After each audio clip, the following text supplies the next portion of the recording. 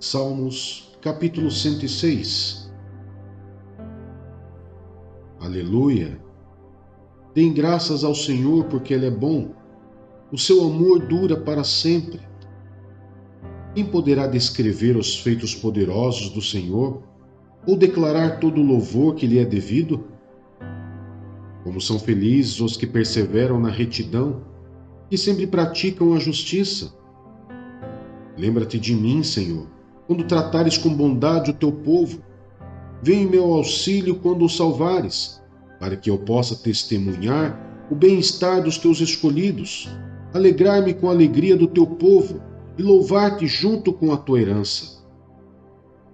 Pecamos como os nossos antepassados, fizemos o mal e fomos rebeldes. No Egito, os nossos antepassados não deram atenção às tuas maravilhas, não se lembraram das muitas manifestações do teu amor leal e rebelaram-se junto ao mar, o Mar Vermelho. Contudo, ele os salvou por causa do seu nome, para manifestar o seu poder. Repreendeu o Mar Vermelho e este secou. Ele os conduziu pelas profundezas como por um deserto. Salvou-os das mãos daqueles que os odiavam, das mãos dos inimigos os resgatou. As águas cobriram os seus adversários, nenhum deles sobreviveu. Então creram nas suas promessas e a ele cantaram louvores. Mas logo se esqueceram do que ele tinha feito e não esperaram para saber o seu plano. Dominados pela gula no deserto, puseram Deus à prova nas regiões áridas. Deu-lhes o que pediram, mas mandou sobre eles uma doença terrível. No acampamento, tiveram inveja de Moisés e de Arão, daquele que fora consagrado ao Senhor. A terra abriu-se, engoliu Datã e sepultou o grupo de Abirão. Fogo surgiu entre os seus seguidores, as chamas consumiram os ímpios. Em Horebe fizeram um bezerro, adoraram um ídolo de metal. Trocaram a glória deles pela imagem de um boi que come capim. Esqueceram-se de Deus, seu Salvador, que fizera coisas grandiosas no Egito, maravilhas na terra de Cã, e feitos temíveis junto ao Mar Vermelho. Por isso ele ameaçou destruí-los, mas Moisés, seu escolhido, intercedeu diante dele, para evitar que a sua ira os destruísse. Também rejeitaram a terra desejável, não creram na promessa dele, queixaram-se em suas tendas e não obedeceram ao Senhor. Assim, de mão levantada, ele jurou que os abateria no deserto e dispersaria os seus descendentes entre as nações e os espalharia por outras terras. Sujeitaram-se ao jugo de Baal-Peor e comeram sacrifícios oferecidos a ídolos mortos. Provocaram a ira do Senhor com os seus atos e uma praga irrompeu no meio deles. Mas Finéias se interpôs para executar o juízo e a praga foi interrompida. Isso lhe foi acreditado como um ato de justiça que para sempre será lembrado por todas as gerações. Provocaram a ira de Deus junto às águas de Meribá, e por causa deles Moisés foi castigado. Rebelaram-se contra o Espírito de Deus, e Moisés falou sem refletir. Eles não destruíram os povos, como o Senhor tinha ordenado. Em vez disso, misturaram-se com as nações e imitaram as suas práticas. Prestaram culto aos seus ídolos, que se tornaram uma armadilha para eles. Sacrificaram seus filhos e suas filhas aos demônios. Derramaram sangue inocente, o sangue de seus filhos e filhas, sacrificados aos ídolos de Canaã. E a terra foi profanada pelo sangue deles.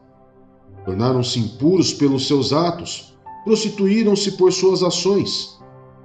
Por isso acendeu-se a ira do Senhor contra o seu povo, e ele sentiu aversão por sua herança. Entregou-os nas mãos das nações, e os seus adversários dominaram sobre eles. Os seus inimigos os oprimiram e os subjugaram com o seu poder. Ele os libertou muitas vezes, embora eles persistissem em seus planos de rebelião e afundassem em sua maldade. Mas Deus atentou para o sofrimento deles, quando ouviu o seu clamor. Lembrou-se da sua aliança com eles e arrependeu-se, por causa do seu imenso amor leal. Fez com que os seus captores tivessem misericórdia deles. Salva-nos, Senhor, nosso Deus. Ajunta-nos dentre as nações, para que demos graças ao teu santo nome e façamos do teu louvor a nossa glória. Bendito seja o Senhor, o Deus de Israel, por toda a eternidade. E todo o povo diga amém. Aleluia.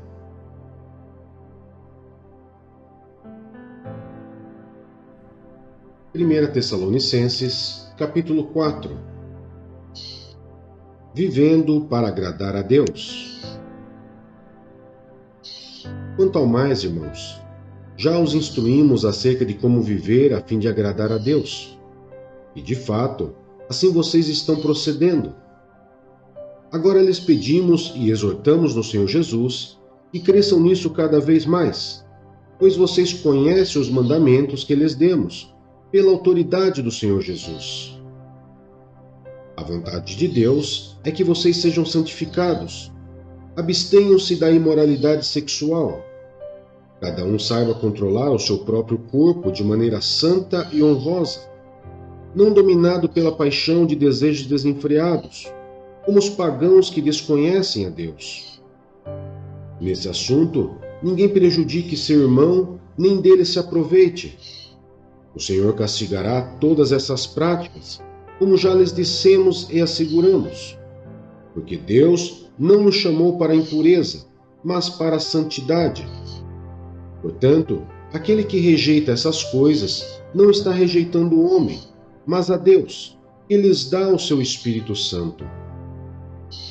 Quanto ao amor fraternal, não precisamos escrever-lhes, pois vocês mesmos já foram ensinados por Deus a se amarem uns aos outros. E, de fato, vocês amam todos os irmãos em toda a Macedônia. Contudo, irmãos, insistimos com vocês que cada vez mais assim procedam.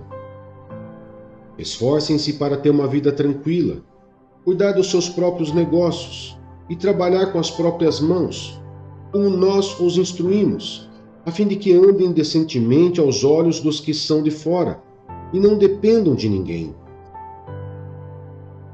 A vinda do Senhor. Irmãos, não queremos que vocês sejam ignorantes quanto aos que dormem, para que não se entristeçam como os outros que não têm esperança. Se cremos que Jesus morreu e ressurgiu, cremos também que Deus trará, mediante Jesus e com ele, aqueles que nele dormiram. Dizemos a vocês, pela palavra do Senhor, que nós, os que estivermos vivos, os que ficarmos até a vinda do Senhor, certamente não precederemos os que dormem. Pois dada a ordem, com a voz do arcanjo e o ressoar da trombeta de Deus, o próprio Senhor descerá dos céus, e os mortos em Cristo ressuscitarão primeiro. Depois nós, os que estivermos vivos, seremos arrebatados com ele nas nuvens, para o encontro com o Senhor nos ares, e assim estaremos com o Senhor para sempre. Consolem-se uns aos outros com estas palavras.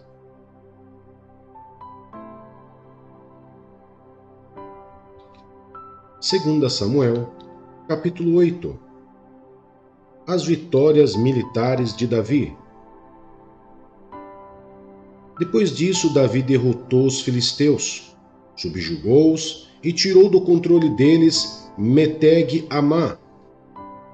Davi derrotou também os moabitas. Ele os fez deitar-se no chão e mandou que os medissem com uma corda. Os moabitas que ficaram dentro das duas primeiras medidas da corda eram mortos, mas os que ficavam dentro da terceira eram poupados. Assim, os moabitas ficaram sujeitos a Davi, pagando-lhes impostos. Além disso, Davi derrotou Adadézer, filho de Reobe, rei de Zobá.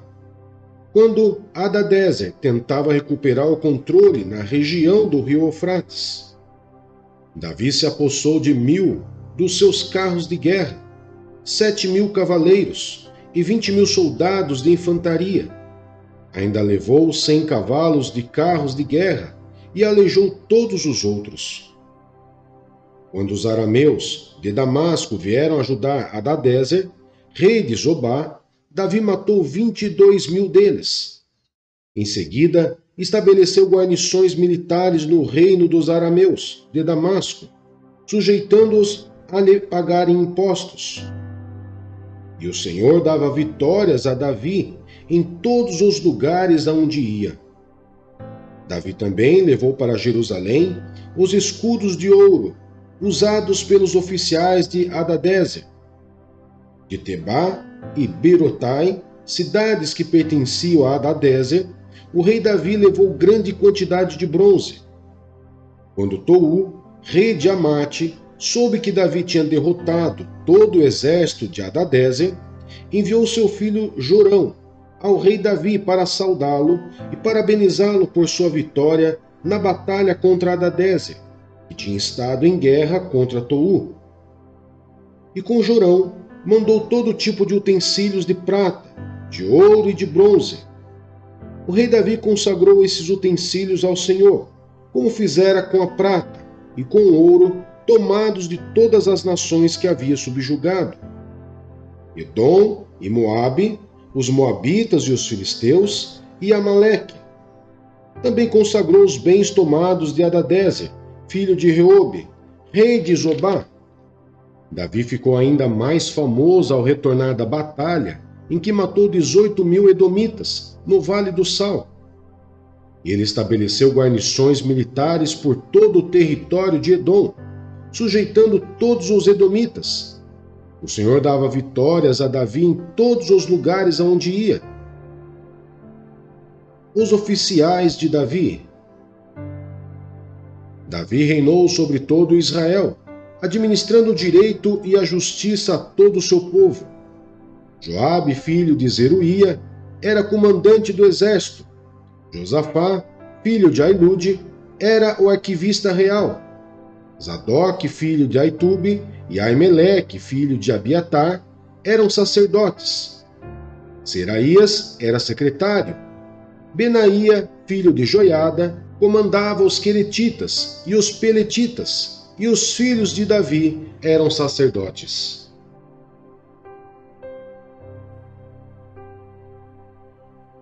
Segunda Samuel, capítulo 9. Davi e Mefibosete. Certa ocasião, Davi perguntou: Resta ainda alguém da família de Saul a quem eu possa mostrar lealdade por causa de minha amizade com Jonatas? Então chamaram Ziba, um dos servos de Saul, para apresentar-se a Davi, e o rei lhe perguntou: Você é Ziba? Sou teu servo, respondeu ele. Perguntou-lhe Davi: Resta ainda alguém da família de Saul a quem eu possa mostrar a lealdade de Deus? Respondeu Ziba: Ainda há um filho de Jonatas, aleijado dos pés. Onde está ele? Perguntou o rei. Ziba respondeu: Na casa de Maqui, filho de Amiel, em Lodebar. Então o rei Davi mandou trazê-lo de Lodebar. Quando Mefibosete, filho de Jonatas e neto de Saul, compareceu diante de Davi, prostrou-se com o rosto em terra. Mefibosete? Perguntou Davi. Ele respondeu: Sim, sou teu servo. Não tenha medo, disse-lhe Davi, pois é certo que eu o tratarei com bondade por causa de minha amizade com Jonatas, seu pai. Vou devolver-lhe todas as terras que pertenciam a seu avô Saul, e você comerá sempre à minha mesa. Mefibosete prostrou-se e disse: Quem é o teu servo, para que te preocupes com um cão morto como eu? Então o rei convocou Ziba e disse-lhe: Devolvi ao neto de Saul, seu senhor, tudo o que pertencia a ele e à família dele. Você, seus filhos e seus servos cultivarão a terra para ele. Você trará a colheita para que haja provisões na casa do neto do seu senhor. Mas Mefibosete comerá sempre à minha mesa. Ziba tinha 15 filhos e 15 servos. Então Ziba disse ao rei: O teu servo fará tudo o que o rei, meu senhor, ordenou. Assim, Mefibosete passou a comer à mesa de Davi, como se fosse um dos seus filhos. Mefibosete tinha um filho ainda jovem chamado Mica, e todos os que moravam na casa de Ziba tornaram-se servo de Mefibosete. Então Mefibosete, que era aleijado dos pés, foi morar em Jerusalém, pois passou a comer sempre à mesa do rei.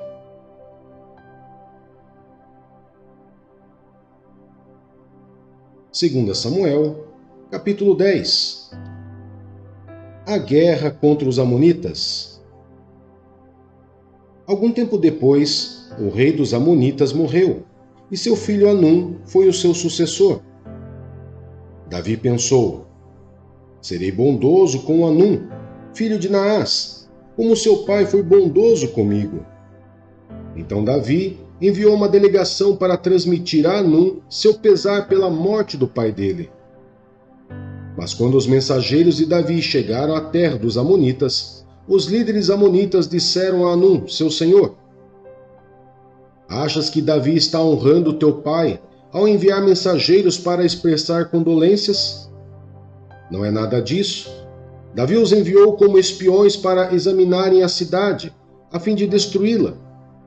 Então Hanum prendeu os mensageiros de Davi, apou metade da barba de cada um, cortou metade de suas roupas até as nádegas e os mandou embora.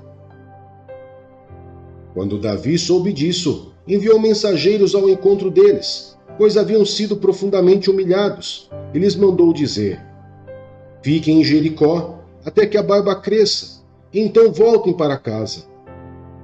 Vendo que tinham atraído sobre si ódio de Davi, os amonitas contrataram 20.000 soldados de infantaria dos arameus, de Bet-Reobe e de Zobá, 1.000 homens do rei de Maaca e 12.000 dos homens de Tobi. Ao saber disso, Davi ordenou a Joabe que marchasse com todo o exército.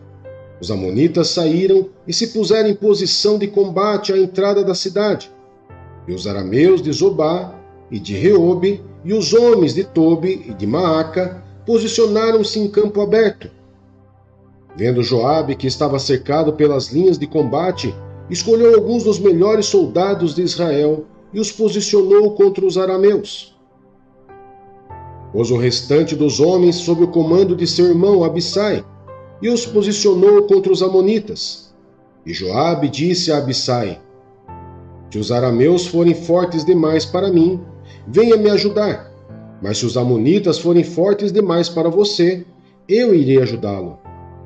Seja forte e lutemos com bravura pelo nosso povo e pelas cidades do nosso Deus, e que o Senhor faça o que for de sua vontade.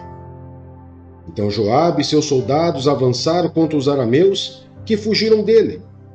Quando os amonitas viram que os arameus estavam fugindo de Joabe, também fugiram de seu irmão Abissai e entraram na cidade. Sim, Joabe parou a batalha contra os amonitas e voltou para Jerusalém. Vendo-se derrotados por Israel, os arameus tornaram a agrupar-se. Hadadezer mandou trazer os arameus que viviam do outro lado do Eufrates. Estes chegaram a Elã, tendo à frente Soboque, comandante do exército de Hadadezer. Informado disso, Davi reuniu todo o Israel, atravessou o Jordão e chegou a Elã. Os arameus estavam em posição de combate para enfrentá-lo, mas acabaram fugindo de diante de Israel. E Davi matou 700 condutores de carros de guerra e 40.000 soldados de infantaria dos arameus. Soboque, o comandante do exército, também foi ferido e morreu ali mesmo.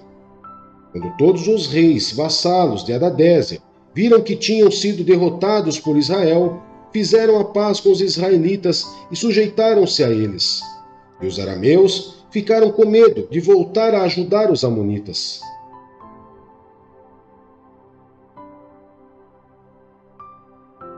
Segunda Samuel, capítulo 11. Davi comete adultério. Na primavera, época em que os reis saíam para a guerra, Davi enviou para a batalha Joabe, com seus oficiais e todo o exército de Israel.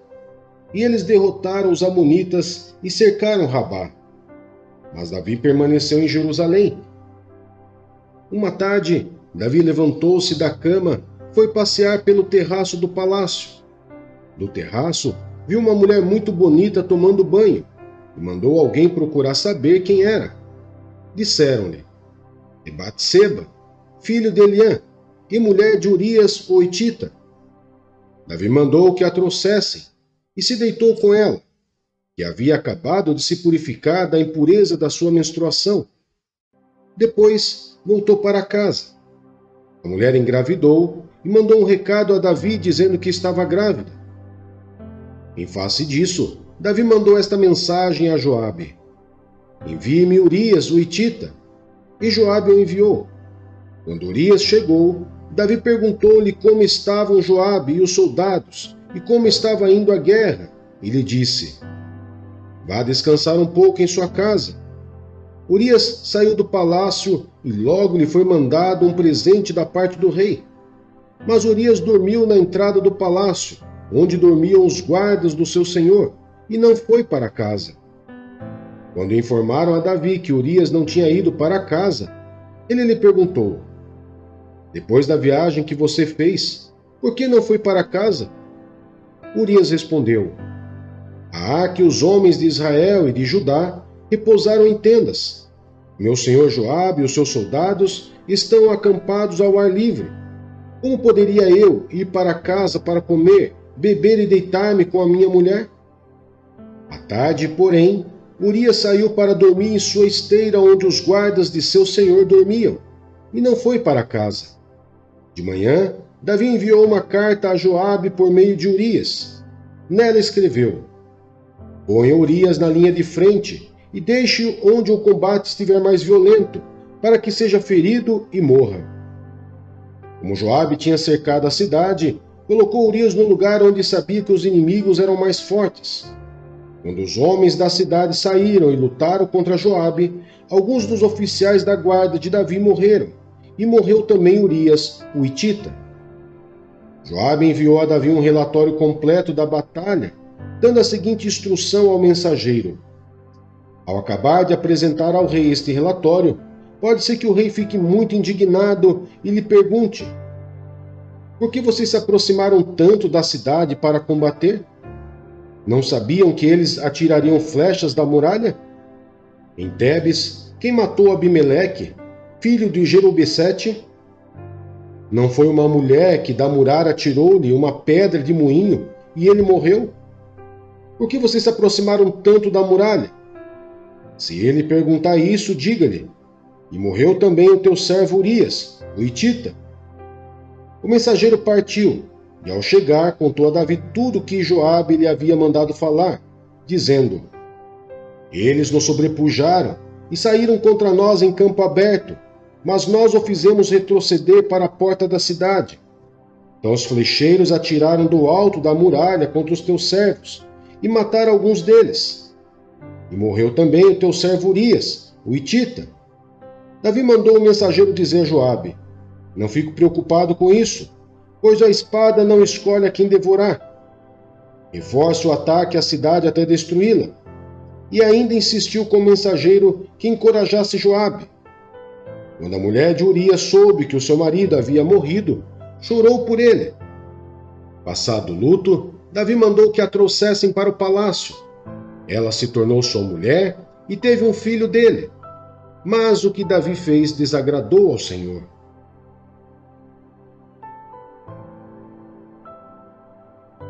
Ezequiel, capítulo 16. A alegoria da Jerusalém infiel. Veio a mim esta palavra do Senhor: filho do homem, confronte Jerusalém com suas práticas detestáveis, e diga: assim diz o soberano, o Senhor, a Jerusalém. Sua origem e seu nascimento foram na terra dos cananeus. Seu pai era um amorreu, e sua mãe uma hitita. Seu nascimento foi assim: no dia em que você nasceu, o seu cordão umbilical não foi cortado. Você não foi lavada com água para que ficasse limpa. Não foi esfregada com sal nem enrolada em panos. Ninguém olhou para você com piedade, nem teve suficiente compaixão para fazer qualquer uma dessas coisas por você. Ao contrário, você foi jogada fora em campo aberto, pois no dia em que nasceu foi desprezada. Então, passando por perto, vi você se esperneando em seu sangue, e enquanto você jazia ali em seu sangue, eu lhe disse: viva! E eu a fiz crescer como uma planta no campo. Você cresceu e se desenvolveu, e se tornou a mais linda das joias. Seus seios se formaram e seu cabelo cresceu, mas você ainda estava totalmente nua. Mais tarde, quando passei de novo por perto, olhei para você e vi que já tinha idade suficiente para amar. Então estendi a minha capa sobre você e cobri a sua nudez. Fiz um juramento e estabeleci uma aliança com você, palavra do soberano, o Senhor, e você se tornou minha. Eu lhe dei banho com água, e ao lavá-la, limpei o seu sangue e a perfumei. Pus-lhe um vestido bordado e sandálias de couro. Eu a vesti de linho fino e a cobri com roupas caras. Adornei-a com joias, pus braceletes em seus braços e uma gargantilha em torno do seu pescoço. Dei-lhe um pendente, pus brincos em suas orelhas e uma linda coroa em sua cabeça. Assim você foi adornada com ouro e prata. Suas roupas eram de linho fino, tecido caro e pano bordado. Sua comida era a melhor farinha, mel e azeite de oliva. Você se tornou muito linda e uma rainha. Sua fama espalhou-se entre as nações por sua beleza, porque o esplendor do que eu lhe dera tornou perfeita a sua formosura. Palavra do soberano, o Senhor. Mas você confiou em sua beleza e usou sua fama para se tornar uma prostituta. Você concedeu os seus favores a todos os que passaram por perto, e a sua beleza se tornou deles. Você usou algumas de suas roupas para adornar altares idólatras, onde levou adiante a sua prostituição. Coisas assim jamais deveriam acontecer. Você apanhou as joias finas que eu lhe tinha dado, joias feitas com meu ouro e minha prata, e fez para si mesma ídolos em forma de homem, e se prostituiu com eles. Você também os vestiu com suas roupas bordadas, e lhes ofereceu o meu óleo e o meu incenso, e até a minha comida que lhe dei, a melhor farinha, o azeite de oliva e o mel. Você lhes ofereceu tudo como incenso aromático. Foi isso que aconteceu, diz o soberano Senhor. E você ainda pegou seus filhos e filhas, que havia gerado para mim, e os sacrificou como comida para os ídolos. A sua prostituição não foi suficiente? Você abateu os meus filhos e os sacrificou para os ídolos? Em todas as suas práticas detestáveis, como em sua prostituição, você não se lembrou dos dias da sua infância, quando estava totalmente nua, esperneando em seu sangue. Ai, ai de você, palavra do soberano, Senhor! Somando-se a todas as suas outras maldades, em cada praça pública, você construiu para si mesma altares e santuários elevados. No começo de cada rua, você construiu seus santuários elevados e deturpou sua beleza, oferecendo seu corpo com promiscuidade cada vez maior a qualquer um que passasse. Você se prostituiu com os egípcios, os seus vizinhos cobiçosos, e provocou a minha ira com sua promiscuidade cada vez maior. Por isso estendi o meu braço contra você e reduzi o seu território. E eu a entreguei à vontade das suas inimigas, as filhas dos filisteus, que ficaram chocadas com a sua conduta lasciva. Você se prostituiu também com os assírios, porque era insaciável, e mesmo depois disso, ainda não ficou satisfeita. Então você aumentou a sua promiscuidade também com a Babilônia, uma terra de comerciantes, mas nem com isso ficou satisfeita. Como você tem pouca força de vontade, palavra do soberano, o Senhor, quando você faz todas essas coisas, agindo como uma prostituta descarada, quando construía os seus altares idólatras em cada esquina e fazia seus santuários elevados em cada praça pública, você só não foi como prostituta porque desprezou o pagamento. Você, mulher adúltera, prefere estranhos ao seu próprio marido. Toda prostituta recebe pagamento, mas você dá presentes a todos os seus amantes, subornando-os para que venha de todos os lugares receber de você os seus favores ilícitos. Em sua prostituição, dá-se o contrário do que acontece com outras mulheres. Ninguém corre atrás de você em busca dos seus favores. Você é o oposto, pois você faz o pagamento de nada receber. Por isso, prostituta, ouça a palavra do Senhor. Assim diz o soberano Senhor. Por você ter desperdiçado a sua riqueza e ter exposto a sua nudez em promiscuidade com seus amantes, por causa de todos os seus ídolos detestáveis e do sangue dos seus filhos dado a eles, por esse motivo vou ajuntar todos os seus amantes, com que você encontrou tanto prazer, tanto os que você amou, como aqueles que você odiou. Eu os ajuntarei contra você de todos os lados e a deixarei nua na frente deles, e eles verão toda a sua nudez. Eu a condenarei ao castigo determinado para mulheres que cometem adultério e que derramam sangue. Trarei sobre você a vingança de sangue da minha ira e da indignação que o meu ciúme provoca. Depois eu a entregarei nas mãos de seus amantes, e eles despedaçarão os seus outeiros e destruirão os seus santuários elevados. Eles arrancarão as suas roupas e apanharão as suas joias finas e a deixarão nua. Trarão uma multidão contra você, que a apedrejará e com suas espadas a despedaçará. Eles destruirão a fogo as suas casas e lhe afligirão castigo à vista de muitas mulheres. Porei fim à sua prostituição, e você não pagará mais nada aos seus amantes. Então a minha ira contra você diminuirá, e a minha indignação, cheia de ciúme, se desviará de você. Ficarei tranquilo e já não estarei irado. Por você não ter lembrado dos dias de sua infância, mas ter provocado a minha ira com todas essas coisas, certamente farei cair sobre a sua cabeça o que você fez. Palavra do soberano Senhor. Acaso você não acrescentou lascívia a todas as suas outras práticas repugnantes? Todos os que gostam de citar provérbios citarão este provérbio sobre você. Tal mãe, tal filha. Você é a verdadeira filha de sua mãe, que detestou o seu marido e os seus filhos. E você é uma verdadeira irmã de suas irmãs, as quais detestaram os seus maridos e os seus filhos. A mãe de vocês era uma hitita, e o pai de vocês um amorreu. Sua irmã mais velha era Samaria, que vivia ao norte de você, com suas filhas, e sua irmã mais nova, que vivia ao sul com suas filhas, era Sodoma. Você não apenas andou nos caminhos delas e imitou suas práticas repugnantes, mas também em todos os seus caminhos.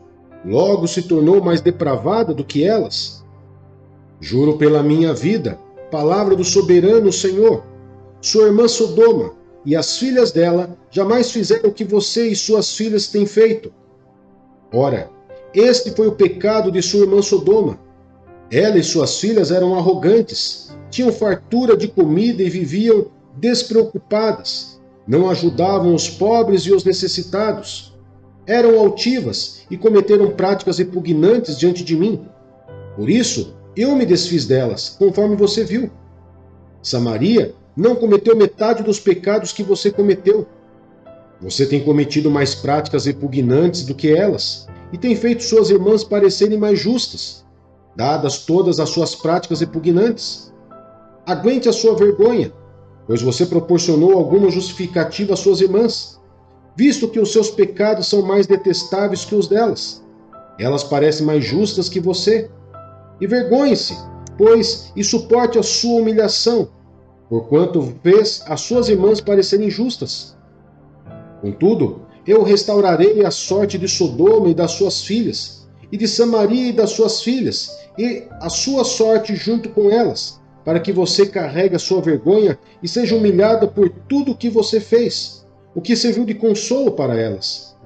E suas irmãs, Sodoma, com suas filhas, e Samaria com suas filhas, voltarão para o que elas eram antes, e você e suas filhas voltarão ao que eram antes. Você nem mencionaria o nome de sua irmã Sodoma na época do orgulho que você sentia, antes da sua impiedade ser trazida a público. Mas agora você é alvo de zombaria das filhas de Edom e de todos os vizinhos dela, e das filhas dos filisteus, de todos os que vivem ao seu redor e que a desprezam. Você sofrerá as consequências da sua lascívia e das suas práticas repugnantes, palavra do Senhor. Assim diz o soberano Senhor: eu a tratarei como merece, porque você desprezou o meu juramento ao romper da aliança. Contudo, eu me lembrarei da aliança que fiz com você nos dias da sua infância, e com você estabelecerei uma aliança eterna. Então você se lembrará dos seus caminhos e se envergonhará quando receber suas irmãs, a mais velha e a mais nova. Eu as darei a você como filhas, não porém com base em minha aliança com você. Por isso estabelecerei a minha aliança com você, e você saberá que eu sou o Senhor. Então, quando eu fizer propiciação em seu favor por tudo o que você tem feito, você se lembrará e se envergonhará, e jamais voltará a abrir a boca por causa da sua humilhação. Palavra do soberano, o Senhor.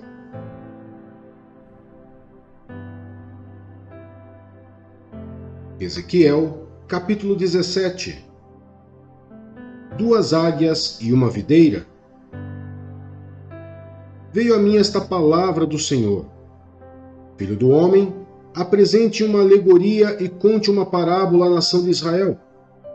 Diga a eles: assim diz o soberano Senhor: uma grande águia com asas poderosas, penas longas e vasta plumagem, de cores variadas, veio ao Líbano.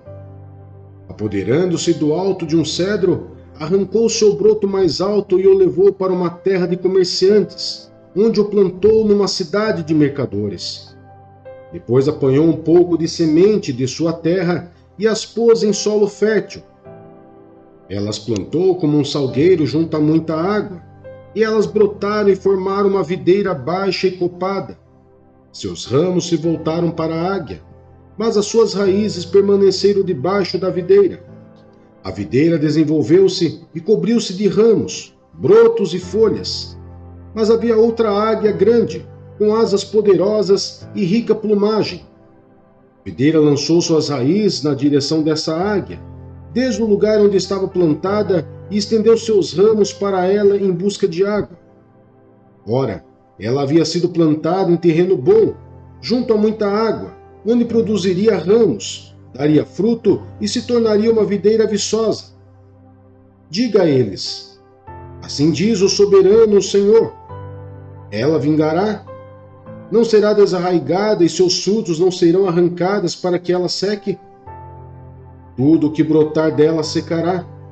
Não serão necessários nem braços fortes nem muitas pessoas para arrancá-las pelas raízes. Ainda que seja transplantada, será que vingará? Não secará totalmente quando o vento oriental a atingir, murchando e desaparecendo do lugar onde crescia? Veio depois a mim esta palavra do Senhor: diga a esta nação rebelde: você não sabe o que essas coisas significam? Diga a eles: o rei da Babilônia foi a Jerusalém, tirou de lá o seu rei e os seus nobres, e os levou consigo de volta à Babilônia. Depois fez um tratado com um membro da família real, e o colocou sob juramento. Levou também os líderes da terra, para humilhar o reino e torná-lo incapaz de reerguer-se, garantindo apenas a sua sobrevivência pelo cumprimento do seu tratado. Mas o rei se revoltou contra ele e enviou uma mensagem ao Egito pedindo cavalos e um grande exército. Será que ele se sairá bem?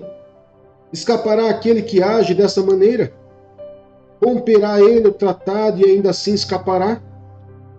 Juro pela minha vida, palavra do soberano, o Senhor, que ele morrerá na Babilônia, na terra do rei que o pôs no trono, cujo juramento ele desprezou e cujo tratado rompeu.